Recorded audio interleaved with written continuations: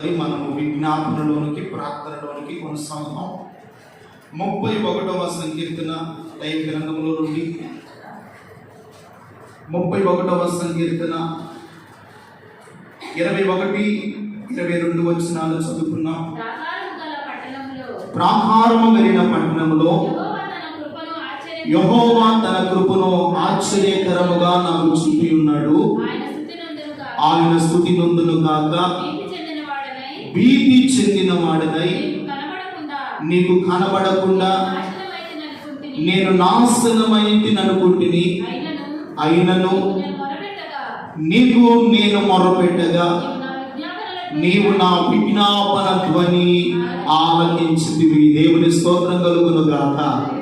చిన్న ప్రార్థన చేసుకున్నాం. పరిశుద్ధుడైన తండ్రి, చదివిన మాటను దీవించండి అయ్యా. మాతో మీరు మాట్లాడండి. వాక్యాన్ని వినగలిగిన చెవిని, ఆ వాక్యానుసారంగా ప్రార్థించగల కృపను మీరు మాకు దయచేయండి.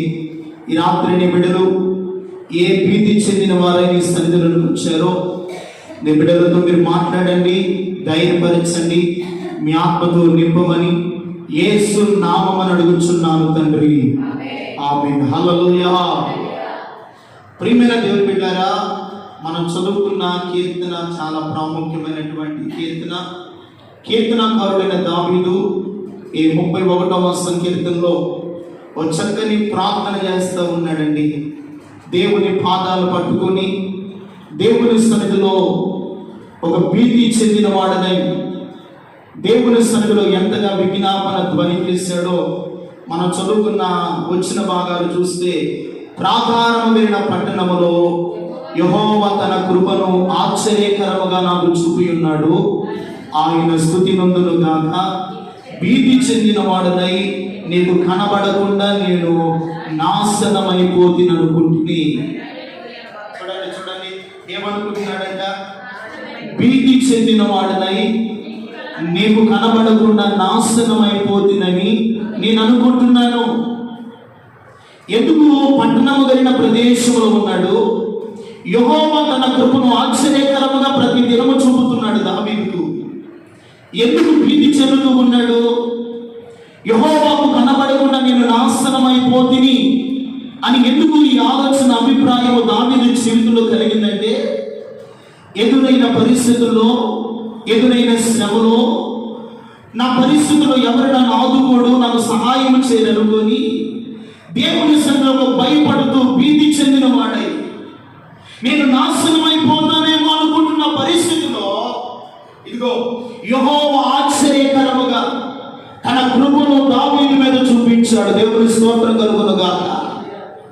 ఈ రాత్రికాల సమయంలో నీవు కూడా భీతి చెందిన దానవై, భీతి చెందిన వాడవ ఏ పరిస్థితిలో ఉండి నా కుటుంబము, నా బిడ్డల స్థితి ఎలా ఉంటుందో తెలియని అగోచరమైన స్థితిలో ఉండి, ఒకవేళ దేవుని సన్నిధికి రాత్రి వచ్చి ఉన్నట్లయితే, ఇదిగో నీవు ఆరాధిస్తున్న దేవుడు, ప్రార్థన చేస్తున్న దేవుడు, మొరపెడుతున్న దేవుడు అసమర్థుడు కాదు.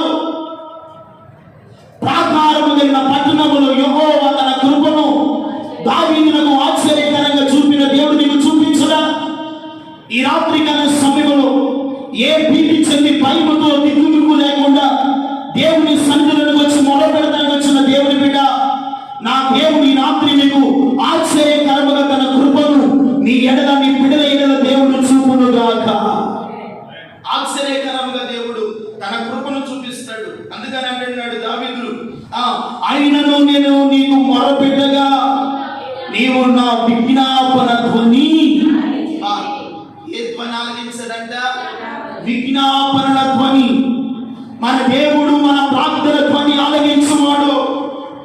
మన విజ్ఞాపన ధ్వని ఆలకించి ఏ భీతి చెందిన స్థితిలో, ఏ కృంగిన స్థితిలో, ఏ అనారోగ్యమైనటువంటి స్థితిలో పడి ఉన్నామో మన ఎడల దేవుడు ఆయనకు మొరపెడితేనంట ఆశ్చర్యకరముగా తన కృపను మన మీద చూపుతున్నాడు. దేవుని యొక్క కృప ఆశ్చర్యకరంగా మన మీద చూపుతున్నాడు. దేవుని బిడ్డలారా, నిజమే కదండి.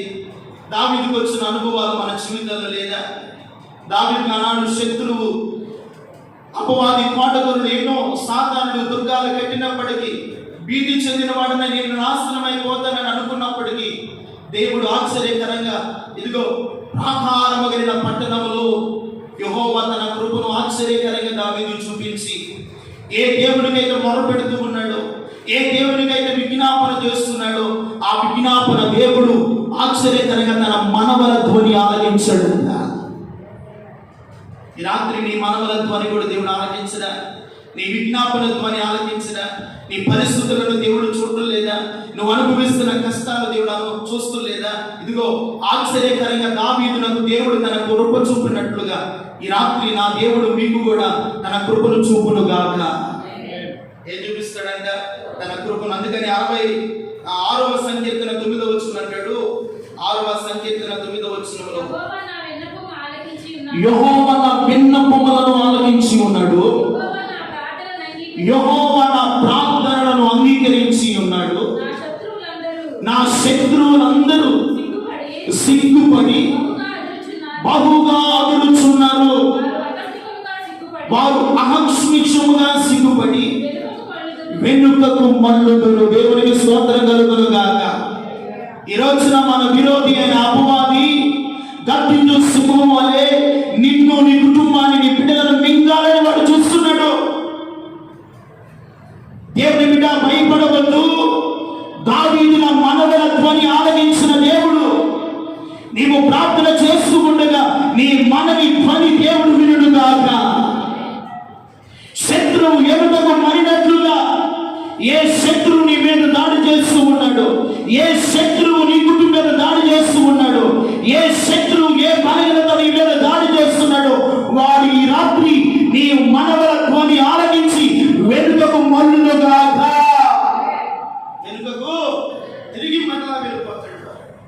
దావీదుడు దేవుని సన్నిధిలో మనవల ధ్వని చేసుకుంటాడంట. శత్రు మరల వెనుకకు మళ్ళీ వెళ్ళిపోయాడు. ఇదిగో ప్రాకారమగిన పట్టణములో తన కృపను చూపిన దేవుడు మీకు చూపిస్తాడు. మీ ప్రార్థన విజ్ఞాపన ధ్వని దేవుడు ఆలకిస్తాడు. భయపడవద్దు, భీతి చెందవద్దు. దావీదు భీతి చెందిన వాడనే నాశనం అయిపోతానేమో, నా పరిస్థితికి అయిపోయిందేమో, ఇక నా రాజ్య పాలన అయిపోయిందేమో అనుకుంటున్నటువంటి సమయంలో దేవుడు ఆశ్చర్యకరముగా దావీదు మీద తన కృప చూపించాడు. ఆ దేవునికైతే మనం కూడా ప్రార్థన చేస్తుంది. ఆనాటి పరిశుద్ధులను కాపాడిన దేవుడు ఈనాటి కడవరి దినాల్లో ఉన్న దేవుడు మనలను కాపాడునుగా. దేవుడు కాపాడతాడండి. ఆనాటి కాలంలో ఉన్నటువంటి ప్రజల మనవులను, విజ్ఞాపనలను, ధ్వని మొరలను ఆలకించిన దేవుడు నీ మొరను వింటా, నీ విజ్ఞాపన ధ్వని ఆలకించడా? ఎందుకు భీతి చెందిన దానివై ఉంటావు? ఎందుకు భయపడుతూ ఉంటావు? ఎందుకు కలవరపడుతూ ఉంటావు? నీవు ఆరాధిస్తున్న దేవుడు, ప్రార్థన చేస్తున్న దేవుడు మన మనవల ధ్వనిని ఆలకించే దేవుడు, విజ్ఞాపన ధ్వని ఆలకిస్తాడు. ఈ రాత్రి దేవుని సన్నిధిలో మోకరించి కేకలు వేసి కన్నీరు కార్చి నీవు ఆయన సన్నిధిలో రోదన చేస్తున్న నీ ధ్వని దేవుడు వినడా? నిశ్చయముగా ఆయన ఈ రాత్రి మనము ప్రార్థన చేస్తూ ఉండగా ఆయన మన మధ్యలోనికి దిగివచ్చునుగా. దిగివచ్చి మన మనవల ధ్వని ఆలకిస్తాడంట.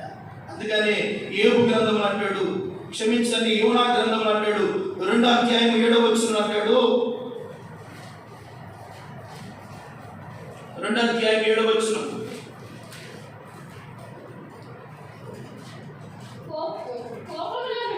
కోపములో నుండి నా ప్రాణము నాలో మూర్ఛిల్లగా నేను యెహోవాను జ్ఞాపకము చేసుకొని నీ పరిశుద్ధ ఆలయములో నీ యొద్దకు నా మనవి వచ్చును. దేవుని స్తోత్రం కలుగును గాక. ఎక్కడికి వచ్చిందంట?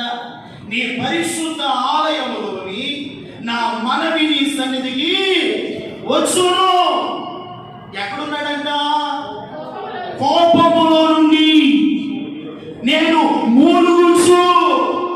ఏం చేస్తున్నాడంటే, పిల్లలను కొట్టామనుకోండి, వాడు కొనిచ్చరిగిపోతే ఏం చేస్తాడు? ఏడుస్తాడు. ఏడ్చి ఏడ్చి ఏడ్చి చివరికి ఏం చేస్తాడు? వాడు నోట్లో నుండి వస్తే అని మూలు. అలా యెహోవా సన్నిధిలోనంట ఇదిగో కోపములో నుండి, అగాధములో నుండి, సముద్ర గర్భములో నుండి మూలుగుచు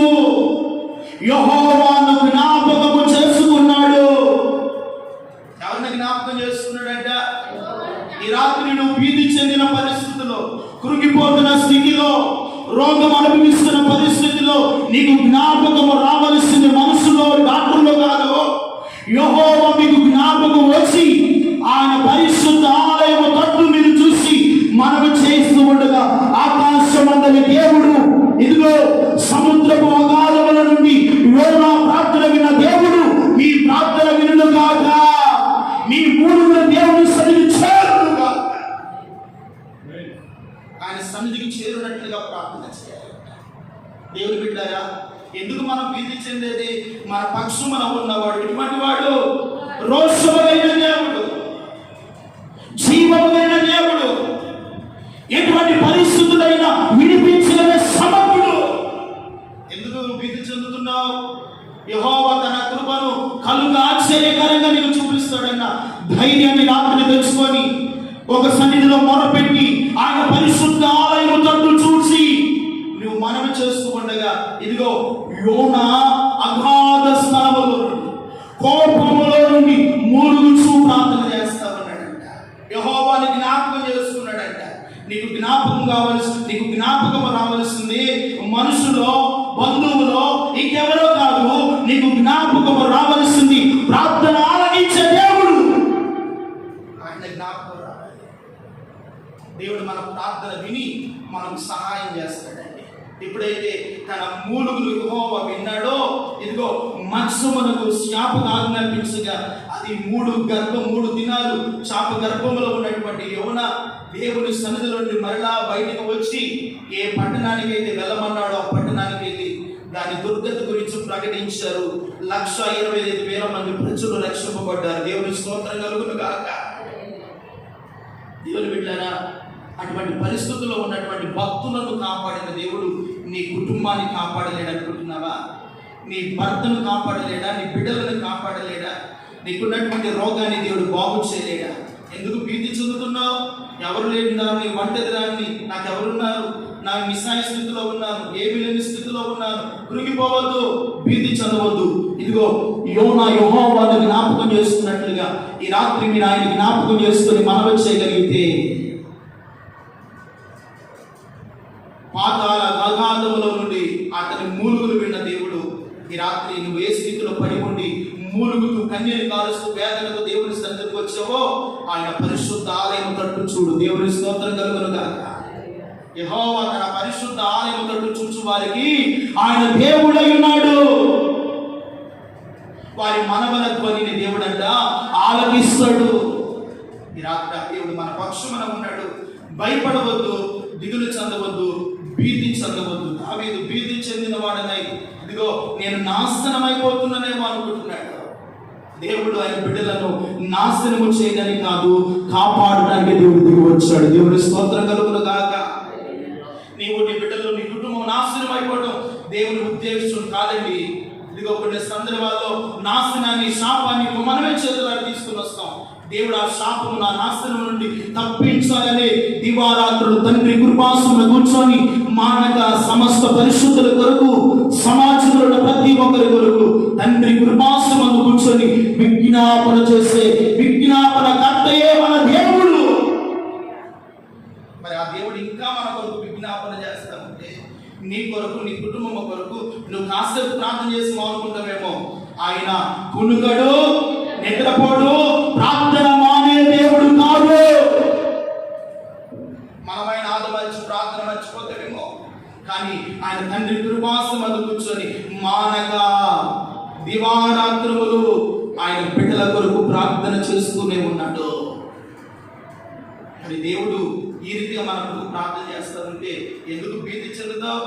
కష్టాలు ఉన్నాయనా, ఆర్థిక ఇబ్బందులు ఉన్నాయనా, రోగం ఉందనా, సమస్యలు ఉన్నాయనా భయపడవద్దు, భీతి చెందవద్దు. ఆశ్చర్యకరముగా ఈ రాత్రి మనం ప్రార్థన చేస్తూ ఉండగా యెహోవా తన కృపను మన ఎడల చూపును గాక.